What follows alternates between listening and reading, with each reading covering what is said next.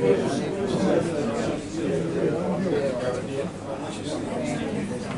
not sure about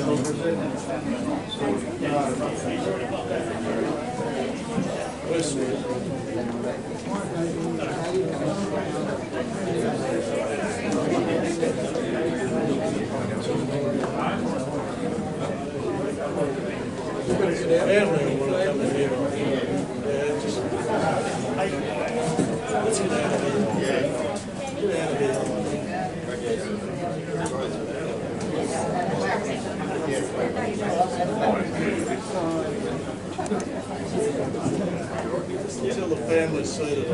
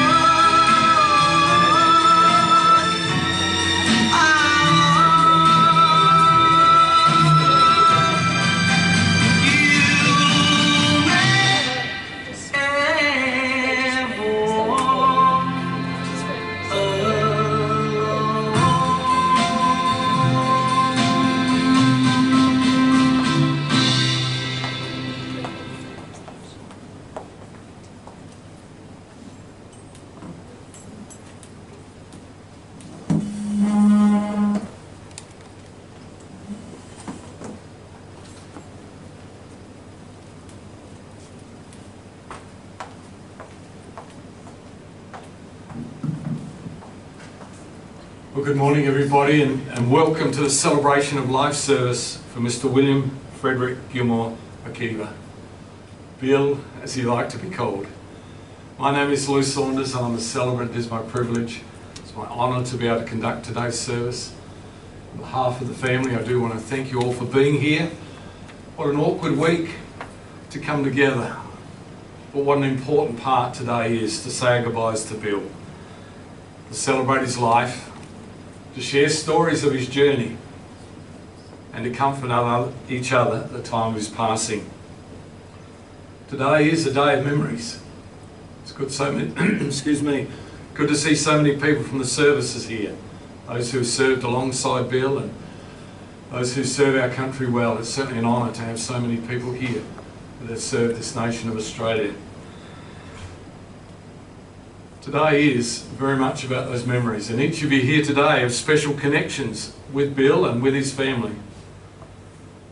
So it's important those memories come forth as part of our saying goodbye. And if you have an opportunity during the service to come forward and would like to share part of your journey with Bill and with his family, you're more than welcome to do so.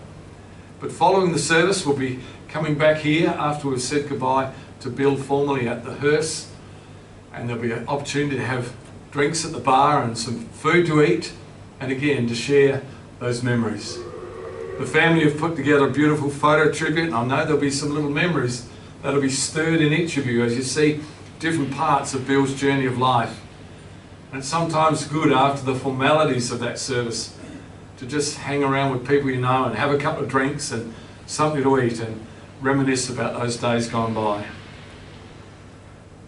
If I could ask if you wouldn't mind just checking your mobile phones for me, please, just to make sure they're off, but if they do need to be on, just on silent mode, would be appreciated. I do thank you for that.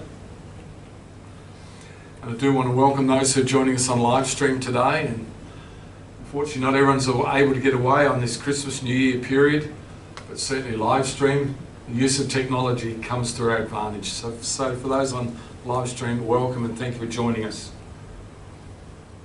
Today can be a very difficult day.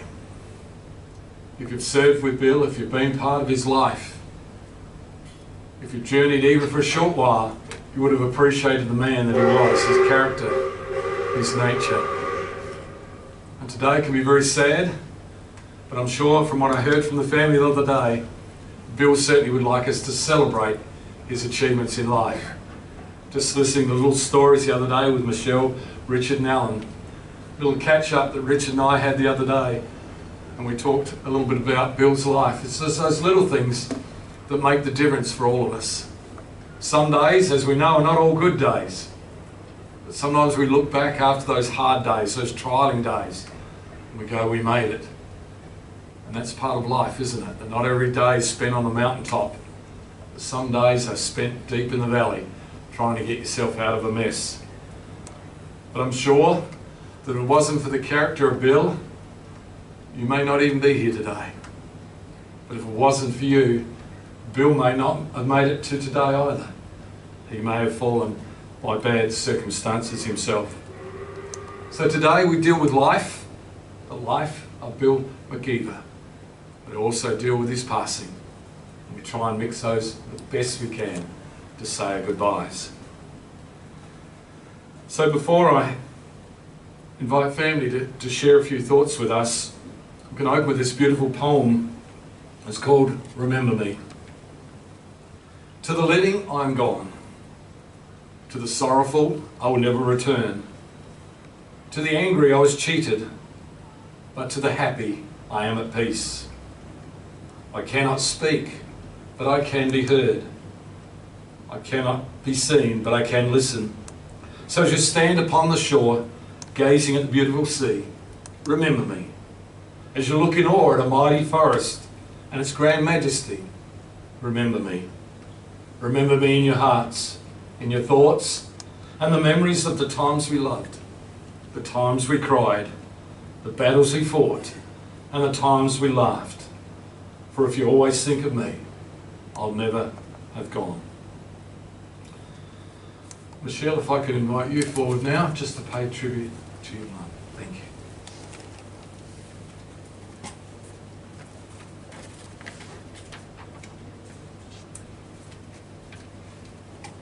mum resides in a nursing home at Port Noarlunga. She suffers from advanced dementia and Alzheimer's disease. Mum is not able to attend today's service as it would be too traumatic for her. She has no understanding of Dad's passing. Mum and Dad shared a love that was rare and unique. They were soulmates.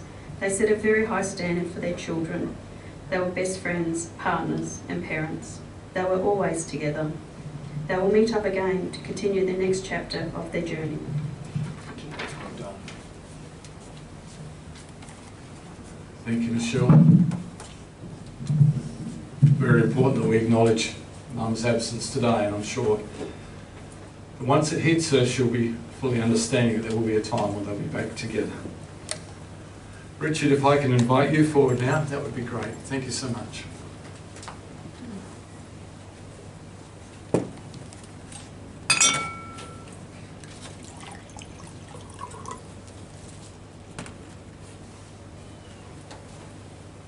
Well, just looking at all looking at all the people here, there seems to be people from all walks of life. I know there's a few come over from WA, a couple from Queensland, a lot of ex-servicemen have worked with Dad before. I've got a handful of notes here. I'm not good at notes. I'm just going to read it and wing it and see how I go. So, Dad, William Frederick Gilmore McIver, Bill McIver, Sir, Boss, Dad, all those titles he had. Good friends of other people. Dad was born in 1946 to parents of, mental blank there. Mum and a dad. Yes. Yeah. Eileen and John, yes. He had 2 brothers and 2 sister. Anyway, Harry, who we've got here, 1 brother, thank you, 1 sister, Nick and Dad. So Nick was the older one, Dad, Harry, and then Anna, which I got right. I've got a thumbs up there. Harry, who's here today, he's the sole survivor of that generation. And then from there we've got the 3 children, Michelle being the oldest, myself and Alan, and then a whole row of grandchildren. So, anyway, Dad started his life in the UK. He's went to Epsom, went to boarding school when he was about 8 or 9 years old and spent most of his time at boarding school and coming to and from, moving all around. Harry would be able to tell you over a couple of years, moving all around the UK and different places in Europe, which was all post-World War II. Dad's father, John, was a doctor in the British Army and basically was moving around with that. From there, Dad continued, finished his A-levels. He went and worked in a hospital, which is the same hospital that his older brother, Norman, which became a doctor, was working in. And from that, he went and joined the British Army, did his SAS training with the British Army. Shortly after that, he came to a beautiful place called Australia, went straight into the Australian Army, did his training in Melbourne. He stayed in Melbourne with his uncle Keith, who was a sponsor for him to come to Australia. And then he did some training in Sydney, where he met this lovely lady, which is my mother, or our mother. So from there, he was getting trained up and getting ready to go to Vietnam. Just prior to going to Vietnam, they got married, and it was a very normal marriage in those times. The wedding reception, I believe, was on an Easter Monday, held in the backyard of the McLaughlin clan, which McLaughlins are all here. Well, a good show with them. And shortly after, he went off to Vietnam. When he returned to Vietnam, they were in Townsville, and then after Townsville, he was transferred to Singapore. And with most people, well, your postings are 6 months' notice. Wives can't work while you're overseas on deployment. So when the plane landed and most of the wives got off the plane, there was a bit of a shock because most of the wives had little bumps in their belly. So 3 months later, there was a whole clan of new generation Australians, Brits, being born in Singapore. First one being Michelle, sitting down over there. And then 18 months later, I came along. Then the next posting was back to Brisbane, and Brisbane, brother Alan was born. Dad continued his time in the army, travelling around Australia. We went down to Melbourne, where he was at DSU Broadmeadows, got promoted, I believe, to Warrant Officer Class 2 down there. Mum could count and tell you the exact amount of days we stayed in Melbourne and Broadmeadows because she did not like it. She could even nearly tell you the hours. And then from there we transferred to Adelaide, and we rocked up in Adelaide. I recall driving up and down a street called Minchinbury Terrace looking for a house because, to be fair, the house we lived in Melbourne was very, very average at best. So we drove up and down the street and it went 40, 41, 42, that can't be it, 45. Went back down the street, 41, 42, 43, that can't be it, 45. And then we had neighbours come out thinking we were stalking the place. And sure enough, the house was 44, and it was when the army decided to buy civilian houses and put people in. And we lived in a really nice house that had curtains and carpet. So for those ex-military, you'll understand what we mean. We used to roll the carpet up when we moved and fold the curtains up and go to the new house and get a Stanley knife out and try and realign it. Anyway, a couple of years later, we went for a drive down to Victor Harbour, came back through the cut at Sellex, and I remember Mum looking out the window and seeing all of Sellex Beach, and she's going, "That's amazing, I like that." So we went and stayed at a friend's place for a coffee, which is one of Mum's work companions on Sellex Beach Road, and they were talking about land, and there was a for sale sign. So us kids were sent down, Michelle and Alan and myself, to go and get the details of the for sale sign. Cut a long story short, they bought the block of land, they built a house there, and that was Dad's dream home. And that's the house he resided in right up until he passed away.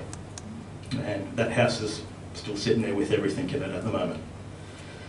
So that's Dad's. From there, he left the army in 1988, in the middle of the year. I hung around for a couple of months and I buggered off and joined the Navy.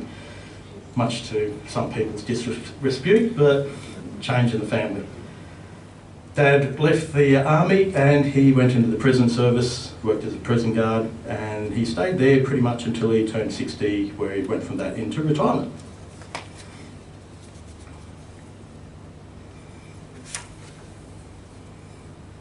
Let's just summarise most of that. So, Dad left a big influence on myself, my family, my sister, my brother. A couple of stories, there's many stories to tell. I remember one when we were in Cairns, Atherton. Dad was the soldier in Atherton, and the soldier, the only soldier. It was a one-man reserve base. And I remember Dad was being asked by all the locals if he could start up army cadets, because there was nothing for kids in town. There was a scout club or a scout unit, cub unit, and that was deprived. There wasn't much happening there. They didn't have much, they didn't have many members. So Dad actually got together and went to the scout unit and went and spoke to the Scout Association, spoke to the army, and basically they did a door knock around town. They got a whole handful of parents to join Scouts as leaders, and they integrated army cadets with Scouts. So I recall getting picked up, going out on a camp, and we went out up into the Atherton tablelands, and instead of being dropped off by Mum and Dad's cars, we were picked up by army trucks. We got out in the middle of the camp, out of the bush camp, and all the reservists were set up, all the camps were set up, everything was there, and we were playing army games as kids, as Scouts. So his influence that he left behind there, he did much the same when we went to Melbourne. I was in Scouts in Melbourne, and he walked in one day only to see the Scout leader sitting in the front office with all of us boys out the back, and the Scout leader with a bottle of scotch.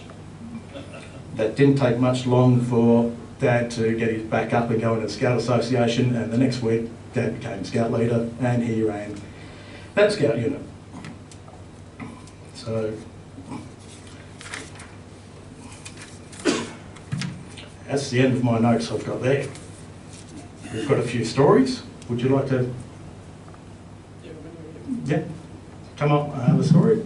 Yeah.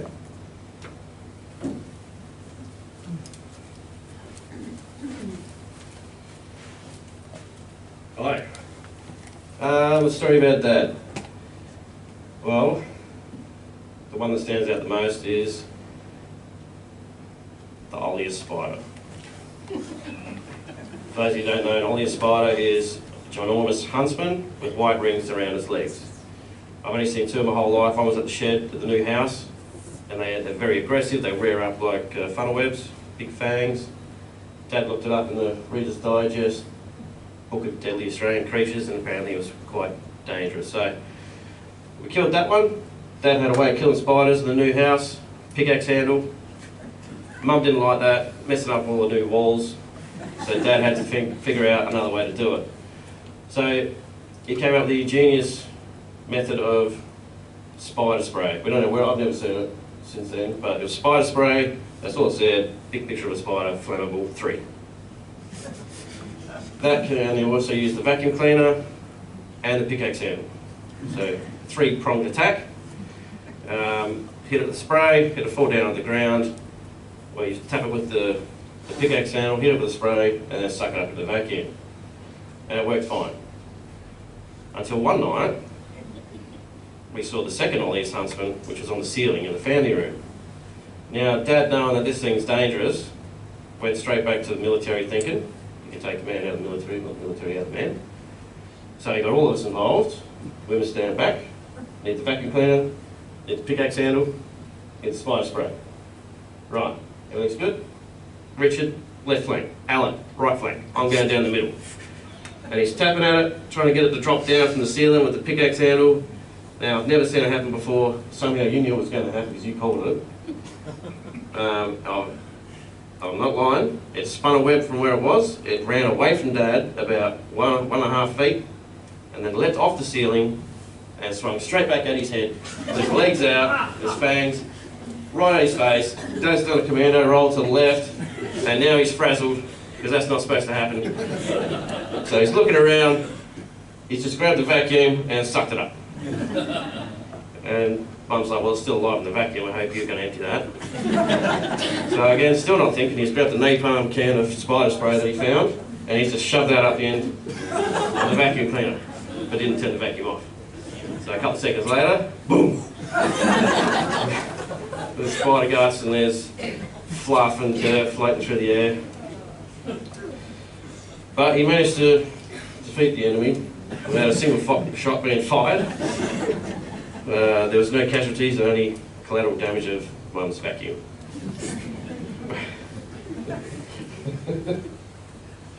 And a nice commando roll. He still had it, he did, yeah. Just like hitting the ground with a parachute, just rolled across the floor. Yeah. He also had a way of bringing me back to earth with just a few words.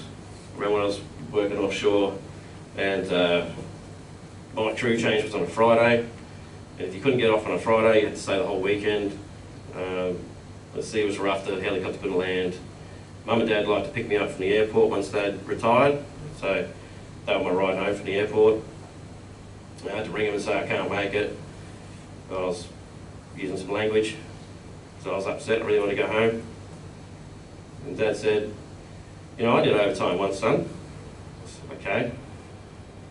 He goes, yeah, in Vietnam, I was supposed to do 12 months at a tour, but we got held back for 2 weeks. So I did 2 weeks overtime. He said, tell me something, is anyone shooting at you? I said, no, Dad. So I was shooting at me. Guess what, it's not that bad then, is it, mate? Maybe just chill out and Mum and I will pick you up on Monday. I said, righto, thanks, mate. Anyway, I could go all day, but I'll make it short, sharp and shiny. You got anything else? Yeah.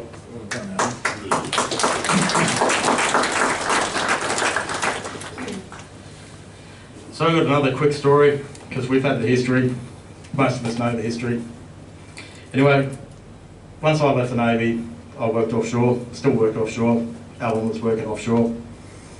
And the boat I was on, we ended up in West Africa. Mum and Dad took off and went to the UK to visit Norman, their brother, and did a bit of a trip, stayed with Anna and Rod at the time. and I was crew changing, which in simple terms meant I was on my way home. So through work, we'd fly from West Africa out to Paris, which is the normal route, get the hell out of West Africa as soon as we could, and then we'd take off. So work just let me disappear for 6 days, and I took the train across, totally unannounced, well, announced to all the relatives, but unannounced to Mum and Dad. Rod picked us up and took me home. He said he was going to go and pick up his mate, Roger. And Roger's coming around for a beer. So I walked in the house with Rod and Anna. Mum's standing there and Dad's standing there, and I walked past Mum and she says, "Oh, hi Richard, how you going?" And then it dawned on her, I'm in the UK, what the hell are you doing here? But cut a long story short, we teamed up with all the relatives, and it turned out to be, apart from in Australia, the biggest get-together that the McIver clan had overseas. And when they go through the slideshow, you'll see a nice big picture of that put in there. So we ended up going out to dinner, and we ended up in a Vietnamese restaurant. We sit down in a Vietnamese restaurant, and we're all trying to work out what to order. And then Dad turned around and said, "I've got this," put the menus down. This young Vietnamese girl came over. Dad looked at her, and he just started speaking Vietnamese, and he ordered everything we needed for dinner in Vietnamese. So that was probably about 2016. So it's going to be 35, 40 years after being in Vietnam, with no speaking of Vietnamese in between. And he asked the girl, "How did he go?" And the waitress turned around and smiled at Dad and says, the pronunciation and some tones were a bit off, but it was good enough for her to understand exactly what we wanted. And next thing you know, all our food came out. So that was a bit of a shocker, but most of you guys who know Dad through military would understand the background, the training, and to be able to hold a language like that with many of the other languages he could speak is quite impressive. So I have one more quick story, and that'll be pretty much me done.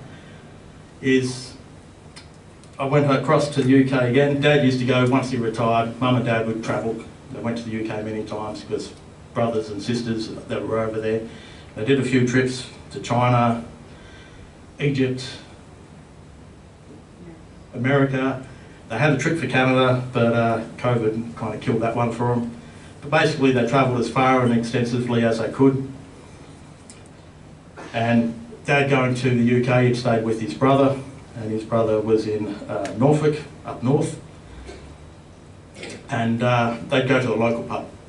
So with my work I had to go across to the UK for a meeting, and I ended up having some extra time there, and I've rocked up and gone to see Norman, or Nick, and stayed at his place overnight, and we've rocked up at the local pub. So Nick and myself have gone up to the bar, and as we all tend to do in our families, there's a bit of a push and a shove to see who gets to pay for the drinks. And it's, you know, I'll pay, Nick's grabbing for his pocket, he'll pay, then I'll pay. So all I can say is, once this is finished, we're all in here having a wake, and we'll be paid. Well done. That bill's already sorted. Yes. There you go. Yeah.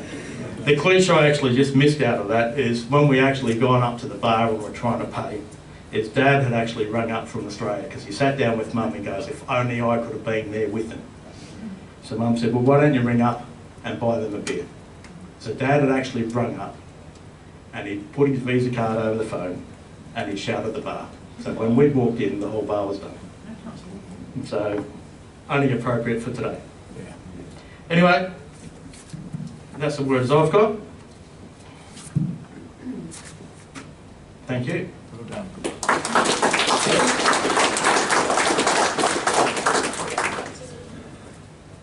Well done, Richard. Notes or no notes, you nailed it. Well done. And I love that story about your dad shouting the bar all the way from Australia into the UK. Just wondering whether any of the grandchildren would like to come up now and share a story, a memory. No, all gone shy on me? All good, that's fine, no trouble at all. I'm sure you've got lots and lots of memories within you. I'm going to invite Bill Wallace forward now. Bill's going to share a little bit with us. Thank you so much, Bill.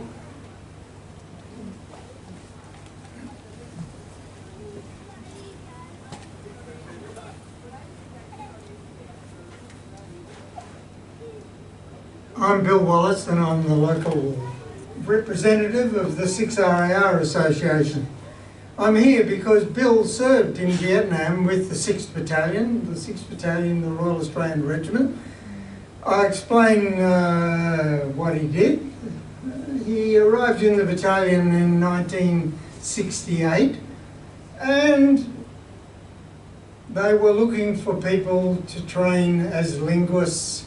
His aptitude said that he might be suitable, so he found himself sent to the RAF School of Languages to learn Vietnamese.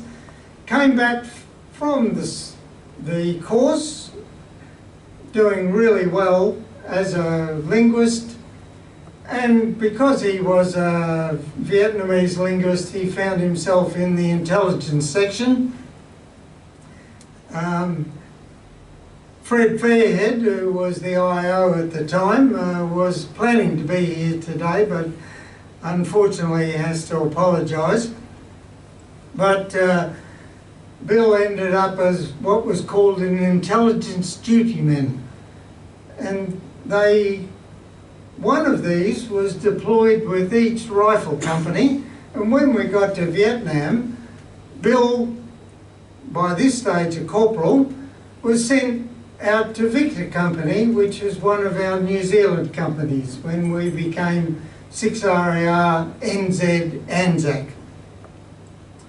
He did that for 6 months and then was moved to Delta Company and stayed the rest of the tour with Delta Company as their corporal intelligence dutyman. And then That'd be Bill. Make sure the story's right. And then he came back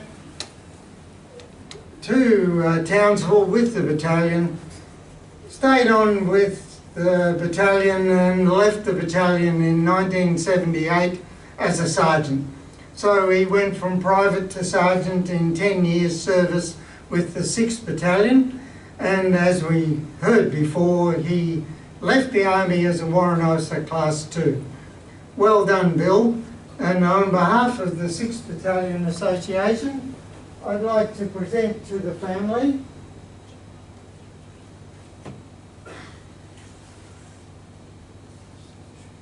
our acknowledgement of his service in the 6th Battalion, and you can display that and remember that the 6th Battalion honours and respects Bill McIver. Thank you.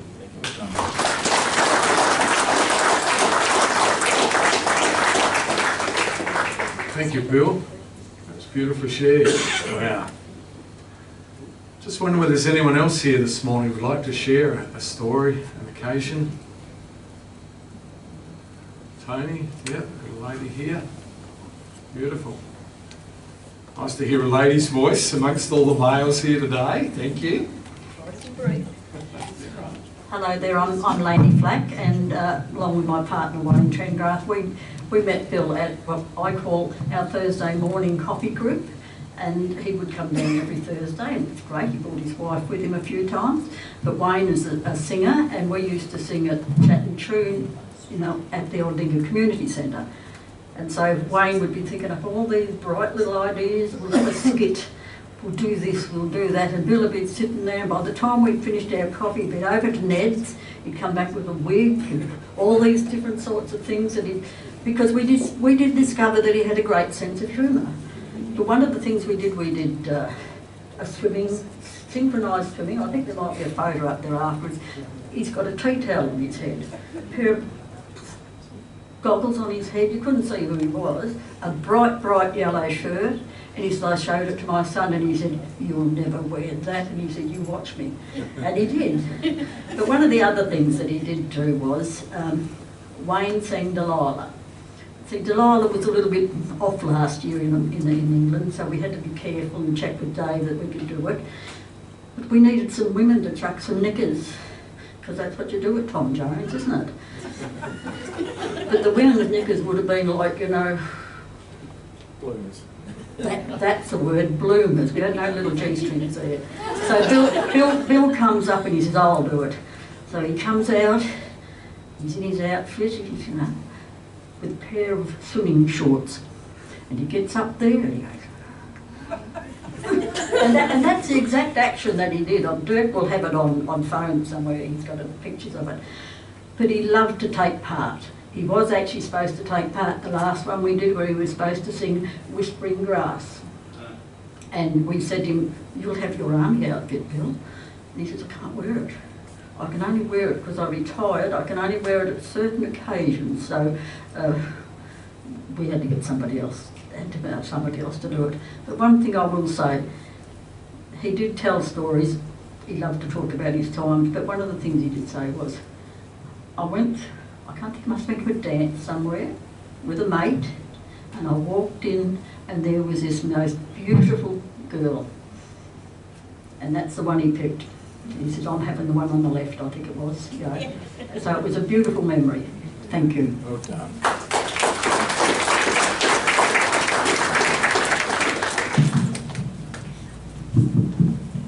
Thank you for that. Tony, do you want to come down now? I know you've got some little things to put a smile on our face, and I'm sure that's what Bill would want us today, to go away with those fond memories. Thank you, Tony. I hope I don't bore you all to tears. Thanks. Thanks. Thank you. Tony Chaplin's my name. I served with Bill in the reserve. I'm honoured to have been asked by Michelle to speak for a few minutes with a few anecdotes. I'll try to keep this down to 5 minutes. Firstly, I know there are a lot of people in Britain and especially the Hebrides that are with us today, and I was very proud to share, I am very proud to share Hebridean ancestry with Uncle Bill. Yeah, widely known as Uncle Bill, our dear William Frederick Gilmore McIver. Bill came to 10 RSAR in the reserve, I think in about 1982, which was the year I joined. And he was with the regular army at the time. He was the training way for B Company, and he later also became the Company Sergeant Major of B Company. So I really got to know him very well in that company. Couple of stories. In 1984, on an exercise when we were patrolling on quite a warm day at Newickie Creek, north of Burra, we were on a very steep, barren, shale-covered feature, and a series of features best suited to mountain goats. We were all slipping downhill every 5 or so minutes, but not Bill. Our sure-footed Company Sergeant Major never missed a beat, ploughing on doggedly up the slope with one of his water bottles slung low from his belt. He used to wear one that was hanging from the bottom edge of the belt, and we're going up behind him. We're slipping and sliding all the way. And it's flapping against his backside the whole time. We're slipping and he's just like going up like a goat. It was incredible. The tenacity and dedication to the job was a great inspiration to all of us. In the same year, at El Alamein Camp, south of Port Augusta, also in 1984, Bill collared me as I came out of one of the SAL blocks, the showers and toilets for civilians. And he told me that this is when Libya was causing quite a bit of trouble. And he told me that, he said, "Oh, have you heard the news, Padre?" I said, "Oh no, what's that, sir?" He said, "Oh, the Libyans have just sunk an aircraft carrier in the Mediterranean. And being the gullible and then much thinner lad that I was at the time, I went about spreading this to all my mates. I'd been set up, it was, classic Bill. Yeah, never for a minute did I doubt the CSM's word, you know. After all, he was Bill McIver, you know, like the authority on most things. And of course it turned out to be a furphy. Uncle Bill, he got me a beauty. He told me to check my facts in the future, and my mate Keith Harrison, who works at the RSL at Torrance Parade Ground, I'm in the office next door to him, he reminds me all the time, oh yes, the aircraft carrier incident. We have a bit of a chuckle about that. Next one's in 1987. I mean, there's so many. I mean, all of us know, we could go on for hours about the stories, but yeah, 10 and 27 RSAR, reserve battalions, we had a linking parade to link the two battalions to form an amalgamated battalion. The parade was on Torrance Parade Ground, and it was on November the 29th, 1987. During one of the rehearsals that morning, a fierce northerly blew Bill's hat off his head on parade. It was a rehearsal. And so the whole battalion's there, blew it off his head, and quickly sending it about 15 metres from his position on the parade, he instantly ordered, "Hat, stop!" which it did immediately. And there are so many of us that still talk about that, still talk about it. As it was merely a rehearsal, he marched out to it, picked it up, placed it back on his scone, and marched to his correct position on parade, all in regimental timing. All in regimental timing. It was brilliant to watch.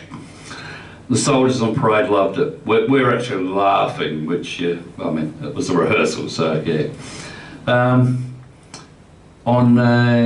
After Bill got out of the regular army in '88, you know, serving then in the reserve while he was in the prison service, on Kangaroo 89 at RAF Curtin,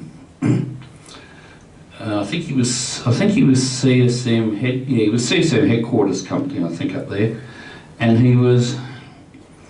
he said, "Oh, Padre, I'm sick to death of all these people coming to me saying, what's happening with this? What's happening with that? What's happening with the other?" Because while we were up there, the pilot strike came into effect in 1989. So there was a lot of, how are we getting back, and all this, and will we service air, and you know, and there was all these people coming to Bill wanting all these stores and things, or asking him for things that were just ridiculous, and wanting him to make pronouncements on what was going to happen, the future of just about everything. So he got pretty jack of this.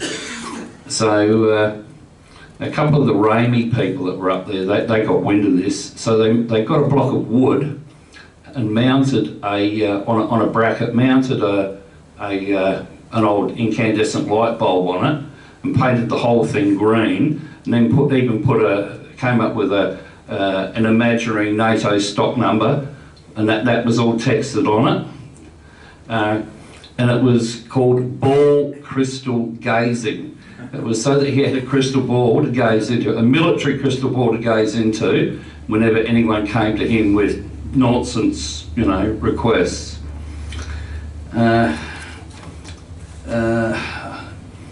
I served in the regimental stream in 1027 for 20 years, but in early 2002 I was asked to transfer to the battalion band as the band quartermaster sergeant, and what that meant was that I went to the Edinburgh Tattoo, so I quickly learned the marching symbols. I wasn't meant to be a drummer, as my great uncle who was killed in the Second World War had been a side drummer in the same battalion, the same band, but for a series of other things I ended up staying with marching symbols. So anyway, I went to Edinburgh, and it was a great experience. Bill was a great supporter of that, and he congratulated me before I went, and you know, I'd known that he'd always been a lover of classical and any orchestral and military music. And after we came back from the Edinburgh Tattoo in 2002, he and Jeanette would always go to the proms concerts that the battalion band held at the Adelaide Town Hall. I always knew that Bill and Jeanette would sit towards the front of the balcony on the left-hand side, and he always waved, and Jeanette waved. They both waved, and I would always wave back at an appropriate moment. And Bill and Jeanette usually waved at an appropriate moment, you know, so that, yeah. Yes, just a wonderful fellow, a wonderful fellow. Yes, I don't know, I just don't know. A beautiful man. There are so many people from interstate and in rural areas in the north of South Australia that had asked me to say hello to you all and you know, honour Uncle Bill by being here. A lot that can't be here. Yes, I've said with many men over the years, many great blokes, regular soldiers, reservists, Navy personnel, senior service represented here today. You know, I've met many men with and women with the same qualities as Bill McIver, but none have ever been his better. God bless you, mate.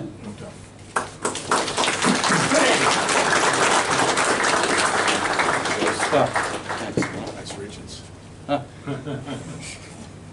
Won't hurt you. Thank you. Thank you, Tony. Well done. Anyone else would like to share a story, a memory, an occasion? Good on you. Well done. Thank you.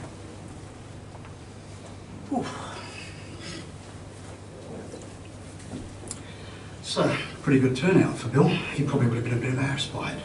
He was a quiet man. I had the honour of serving with Bill in 10 Battalion. I was Carter staff as well as he. I was posted in just after him. And we served together through 10 and through the amalgamation. I left shortly after the amalgamation. Of all of the infantry warrant officers that I had the privilege of serving with, Bill was the quietest. And I mean that when I say the quiet. He spoke quietly, he spoke measured, calm. You wouldn't have thought he had an angry bone in his body until you mucked up in front of him. And then of course that sort of changed a little bit. But he was also modest, like he wore the SAS wings on his uniform because he'd earned the right to do that. But he didn't brag about that, he didn't lean on that. When we were in the Sergeant's mess afterwards having drinks, the stories were all about what was happening with the unit he was in. You know, his time he spent in the military, for him, he was conscious and he was present in every unit he was in. He didn't live in the past, he lived in the present. So he committed everything to 10 Battalion, he committed everything to 6 when he was with 6, and he committed everything to his wife when he took on that responsibility as well. And we used to catch up for coffee occasionally because I lived at Sellex as well. And back in the early days, we'd catch up for coffee down at the old general store. He and his wife would go down there and have a coffee in the morning, and I'd catch up and say hi. And one of the things that Bill said to me that I still remember to this day was, he's talking about when he first met his wife, and they decided to get married before he went to Vietnam. And he said, I was meticulous in letting her know that if she married me, she was marrying the Australian Army because I intended to be in the military for the rest of my life. And he pretty much stuck by that. The one thing I'm pleased about, when Richard got up here and said that he moved from the military into the prison system, I'm glad he clarified as a guard, because he wasn't any, people go, oh, went to jail after the army? No. And the only thing that transferred there was I called Bill Sir, not just because he outranked me, though that was a little bit of a help, but because he earned that right as well. And from what I understand, a lot of the prisoners who got out, who had been incarcerated whilst Bill was one of the prison guards, would still call him boss if they saw him in the street. Which a lot of them in those days probably wouldn't have if they didn't have some sort of respect for the way that he conducted himself. So yeah, it was an honour to serve with Bill and 10. It was an honour to know him after. And I reconnected with Bill very shortly, I was a martial arts instructor for many years, and I had the privilege of teaching all three of Richard's children martial arts. Okay, and all three of them progressed really well. They got stuck into it, they turned up. And I hadn't seen Richard, I'd never met Richard as a child, I'd never met him. And Ariana was the one taking him to karate most of the times. And then one night, this guy walked into the hall, and we'd all finished up, everyone was packing up, and I was just like making sure that everything was good to go. And this bloke walked into the hall, and I went, where the hell do I know him from? And I sort of thought about it, and then the penny dropped, and of course, because I'm a little bit older than Richard. And so I walked up to him and said, hi, how you going, mate? He goes, oh, not bad. And I said, your old man wasn't Bill McIver by any chance, was he? And Richard just went, oh my God. Don't tell me, you served with him now? Yes, I served with him in the army.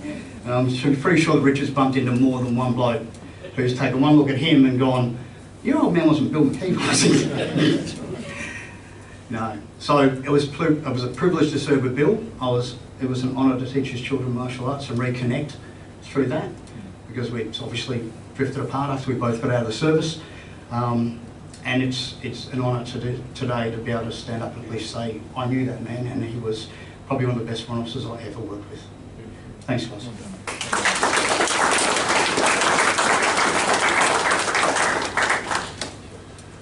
Well shared. Thank you so much for that. Anyone else who'd like to share a story or memory? Yep, one more. Beautiful. Thank you. I'm sure, as everyone said, there's a myriad of stories and memories and connections across life with Bill. Thank you.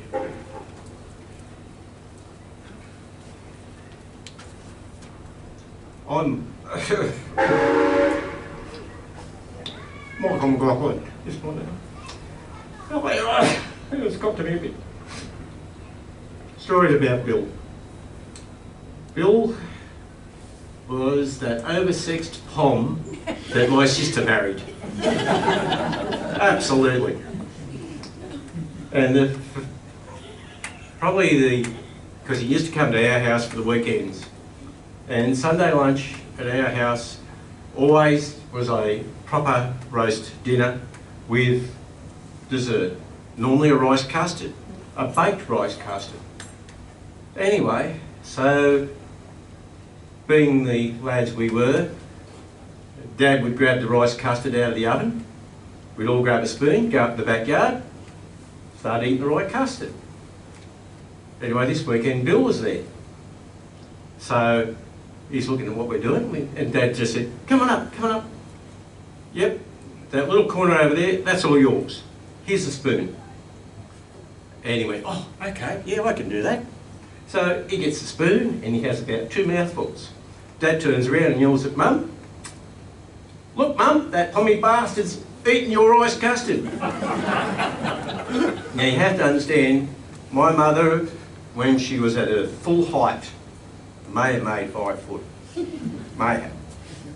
So she sees this person with her baked custard tray, and it's all just about gone, so she starts chasing him all around. Yeah.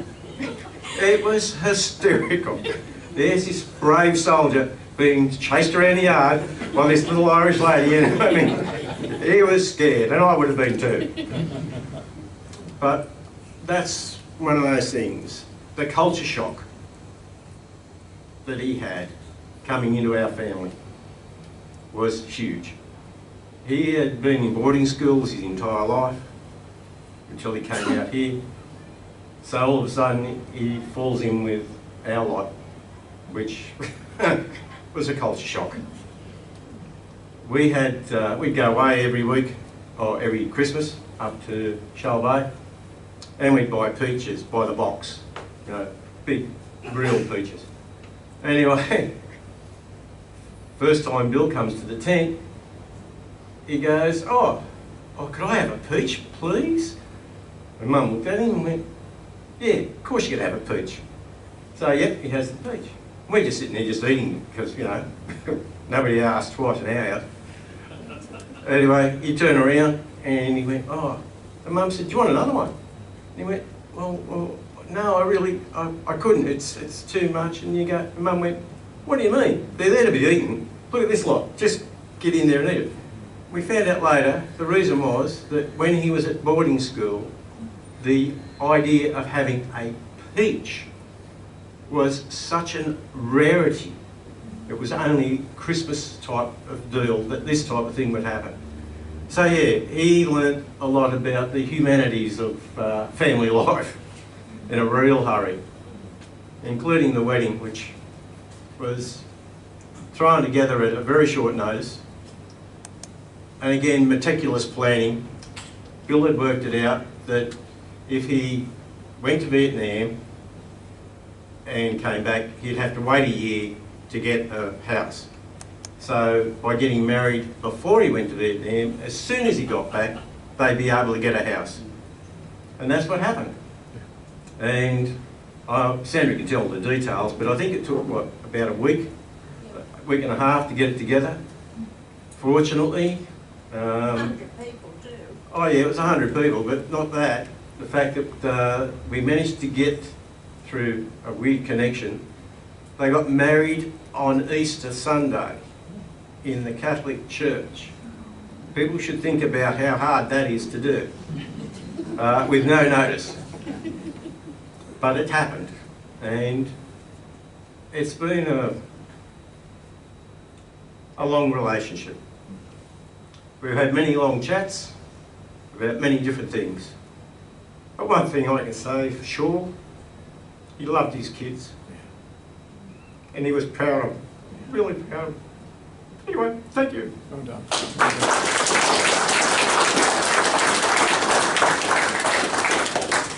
All the many varied facets and characters of Bill. I think it'd be good now just to have a pause. Oh, one more. Only one more. Come on, thank you. Sorry, mate. That's all right. Ladies and gentlemen, good morning. My name's Dean Pye. I'm the Secretary of the SAS Association here in Adelaide, or in South Australia. And I've been doing the job for about 12 years. And in that 12 years, I got to know Bill extremely well, because every function we had, Bill and his wife were always there. If he couldn't get there, he would let you know every time. And he was just such a great bloke. He was into everything. It was excellent. A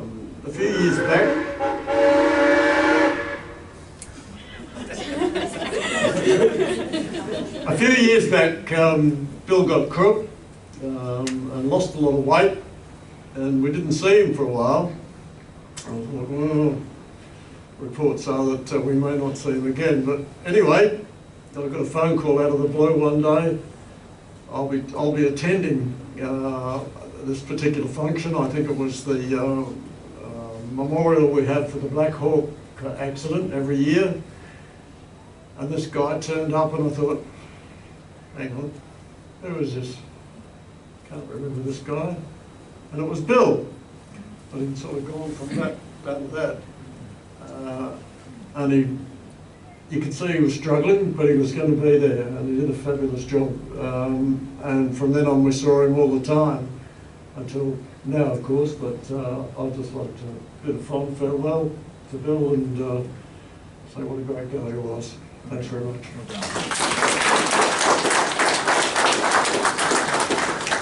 Thank you, Dean. I think it'd be lovely now just to pause and capture a little bit of Bill's life. And again, I want to thank your family for the photos, allowing us into your lives today as we say goodbye to your dad. So let's roll that now. Thank you, Trevor.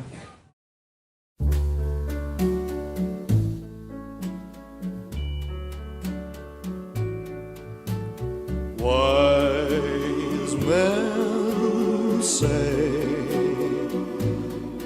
only fools rush in, but I can't help falling in love with you. Shall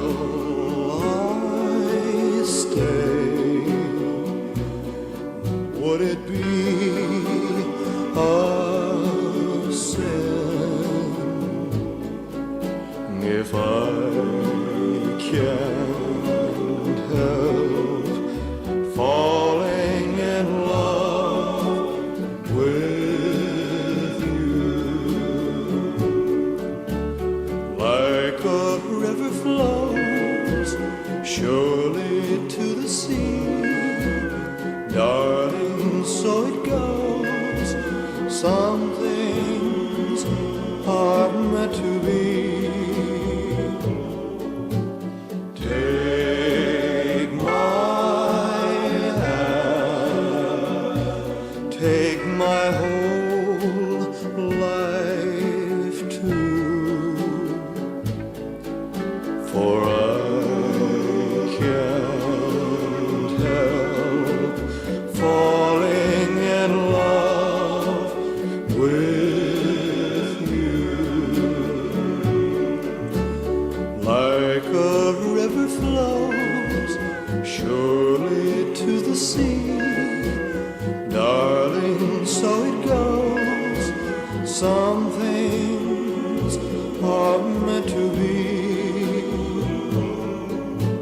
Take my hand, take my whole life too,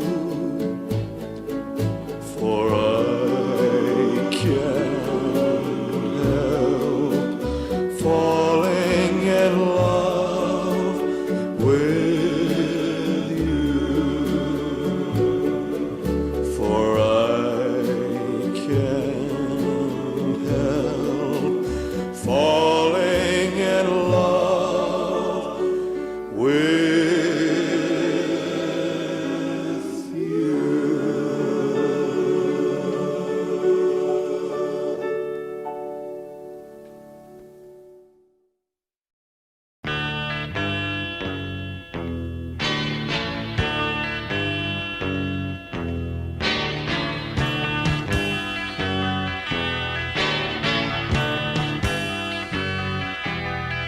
Everything turn, turn, turn.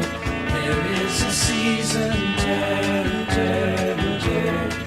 And a time to every purpose under heaven. A time to be born, a time to die, a time to plant, a time to reap, a time to kill, a time to heal, a time to have, a time to read. To everything turn, turn, turn. There is a season, turn, turn, turn. And a time to every purpose under heaven. A time to build up, a time to break down, a time to dance, a time to mourn, a time to cast away stones, a time to gather stones together. To everything turn, turn, turn. There is a season, turn, turn, turn. And a time to every purpose under heaven. A time of love, a time of hate, a time of war, a time of peace, a time you may embrace, a time to refrain from embracing.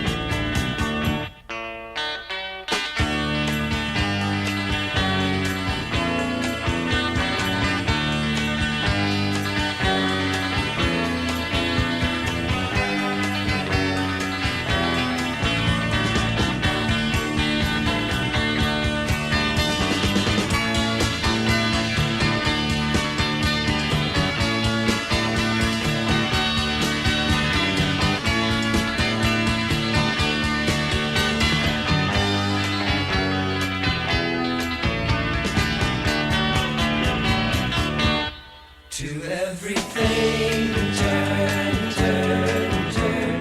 There is a season, turn, turn, turn. And a time to every purpose under heaven. A time to gain, a time to lose, a time to rend, a time to sow, a time for love, a time for hate, a time for peace. I swear it's not too late.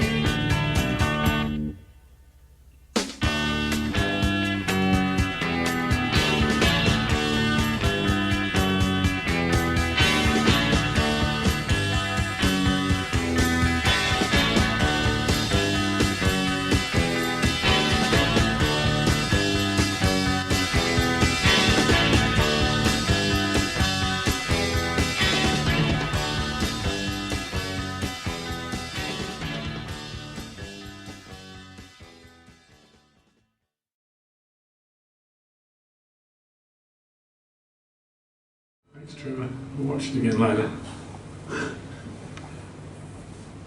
What an amazing life. What a full life. What a life of giving, of supporting, of encouraging. A quiet natured man, but a man of many talents and skills. I'm going to invite Steve McInnes forward now, and we're going to honour Bill's service with the reading of the ode. I can also invite Michael the bugler forward.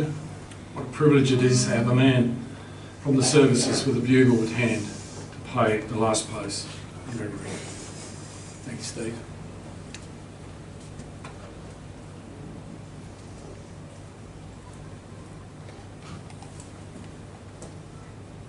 I shall grow not old as the left grow old. I shall not weary them, nor the years condemn. At the going down of the sun, and in the morning, we will remember them. We will remember them. Please stand.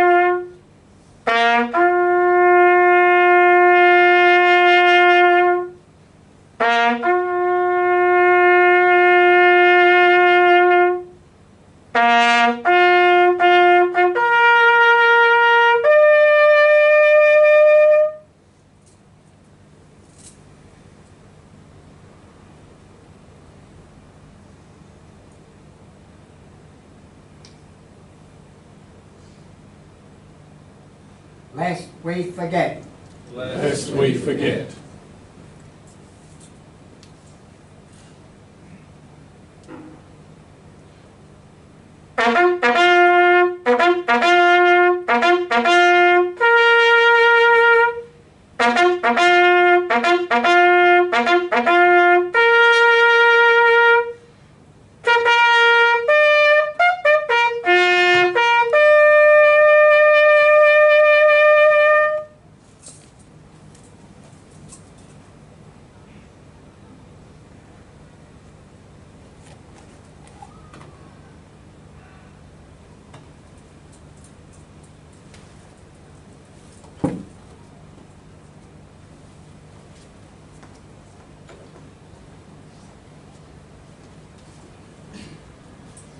Thank you, Steve, and thank you, Michael. You may be seated.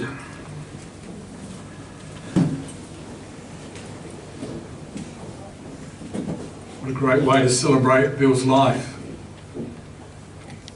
Recognition of his role in the services, but also his role within community.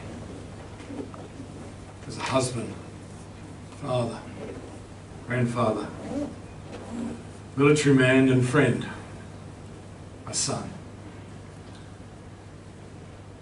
It's time to lay Bill to rest, to speak words of committal and release him to the rest of his journey.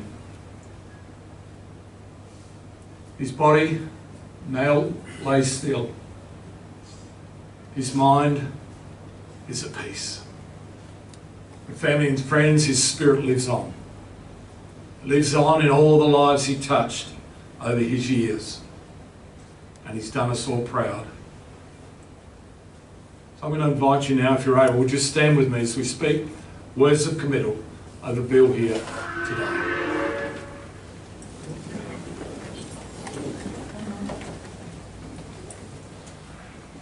Bill, this is not a goodbye, but a thank you.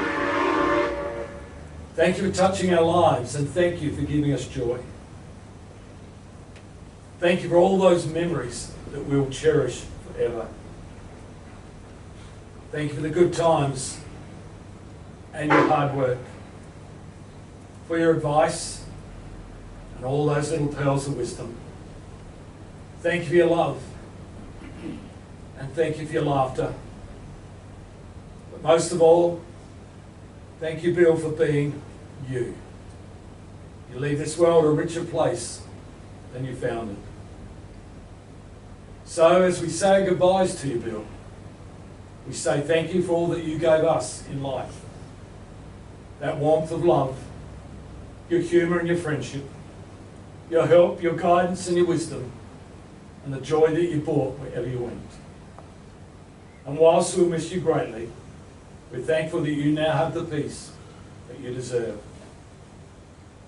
William Frederick Gilmore McIver, your life we honour, your departure we accept, and your memory we cherish. Bill, may you now eternally rest in peace.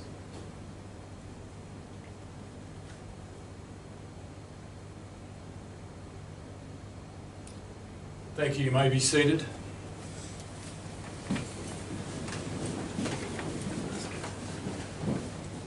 If I could invite Carla Ford from South Coast Funerals with Greg. Part and part of military service is a farewell from the military, an honour to the family.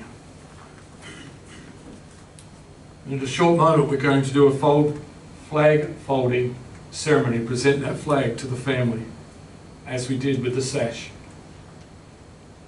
What an honour it is for men and women that served our country so well over the years.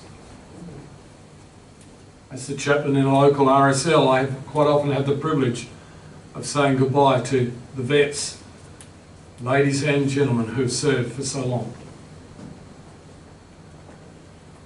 But it is a privilege that we honour those who served our country, our nation, both here and overseas. And Bill, you deserve the honour that you're having today. Gentlemen, you can come forward now. Thank you.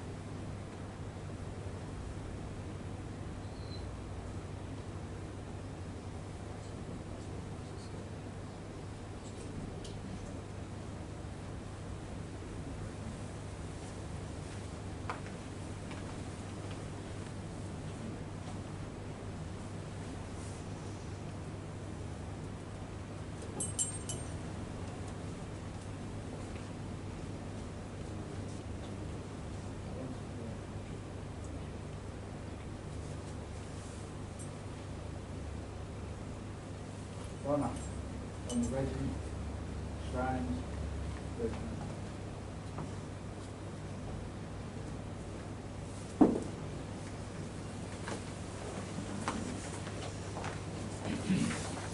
Thank you, gentlemen. I'd now like to invite currently serving or previous serving servicemen and women to come forward and place a poppy on the coffin to say your farewells on behalf of the Armed Forces of Australia and overseas. Thank you.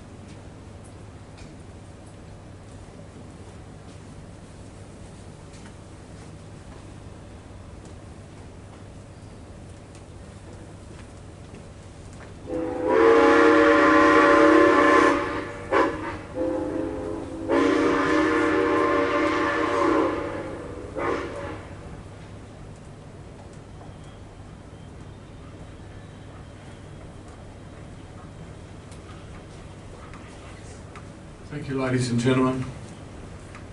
This does bring us to the conclusion of today's celebration of Bill's life. On behalf of Jeanette, who couldn't be with us today, Michelle, Richard and Alan, I do want to sincerely thank you all for being part of the celebration of Bill's life. You must all feel very special and very privileged to be a part of his journey and part of his farewell. And family, again, I'd like to thank you for allowing me to be part of today. It's been a privilege and an honour to serve you here. If I could invite the pallbearers forward now, please. We will proceed across the way to the hearse, where we'll have an opportunity to place a tribute on the coffin and say our goodbyes to Bill before he leaves us today. I would ask that we defer from crossing on the green, as it were, if we could follow the path around to the hearse, either this way or through the other path. It would be better if we avoided spreading on the green, if we could, please. And again, if I could ask that you be upstanding, and an invitation for those who'd like to come back and join us for refreshments, and a shout at the bar via Bill would be appreciated. Thank you so much. Ladies and gentlemen, if I could please ask you to follow behind. When you walk through a storm, hold your head up high and don't be afraid of the dark.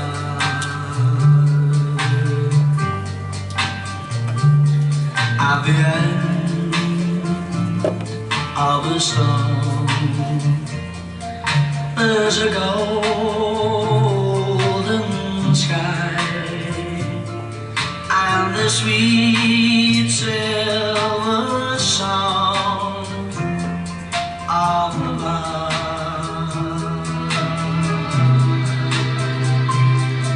Walk on through the wind, walk on through the rain, for your dreams be tossed and roll.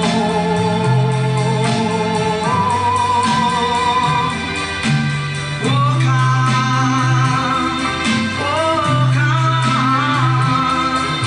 with hope in your heart, and you'll